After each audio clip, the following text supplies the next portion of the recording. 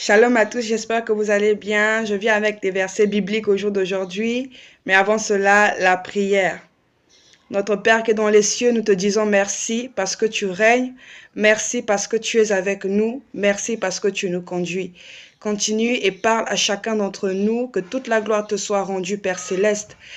Merci encore une fois, au nom de Jésus. Amen. Nous allons commencer dans l'Ancien Testament, dans le livre de Proverbes, Proverbes chapitre 17, verset 17. Je vais lire. « L'ami aime en tout temps, et dans le malheur, il se montre un frère. » Proverbes 17, 17. Le deuxième verset dans le livre de 1 Jean, chapitre 4, verset 16. « Et nous avons connu l'amour que Dieu a pour nous, et nous y avons cru. Dieu est amour, et celui qui demeure dans l'amour demeure en Dieu, et Dieu demeure en lui. » 1 Jean chapitre 4 verset 16. L'ami aime en tout temps. Celui qui demeure en Dieu est amour. Dieu est amour. L'ami le plus fidèle et le plus juste s'appelle Jésus-Christ de Nazareth. Comme Jésus-Christ de Nazareth, lui qui est amour, lui seul qui nous veut du bien.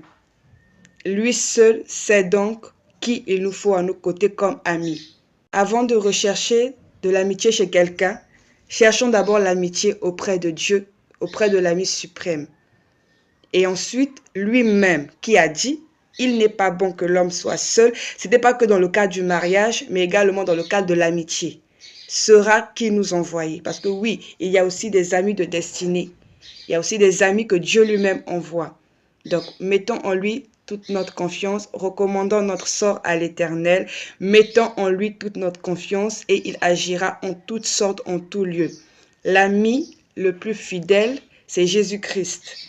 Donc, tout ce que nous pouvons espérer en Christ.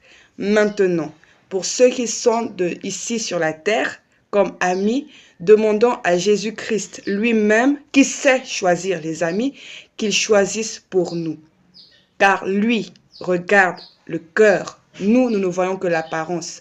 On peut être devant une personne qui va nous dire « tu es mon ami », mais on sait très bien qu'il y a des gens qui, quand ils disent ça dans leur cœur, c'est « tu es mon ennemi ». Jésus, lui, quand la personne dit « tu es mon ami », Jésus est le seul qui sait qu'il dit réellement « tu es mon ami » aussi dans son cœur. Tout comme Jésus également sait qu'il dit que tu es mon ennemi également dans son cœur. Donc, tournons les regards et ne restons que focus sur ce que Jésus dit, sur ce que nous pouvons avoir comme amis ou pas.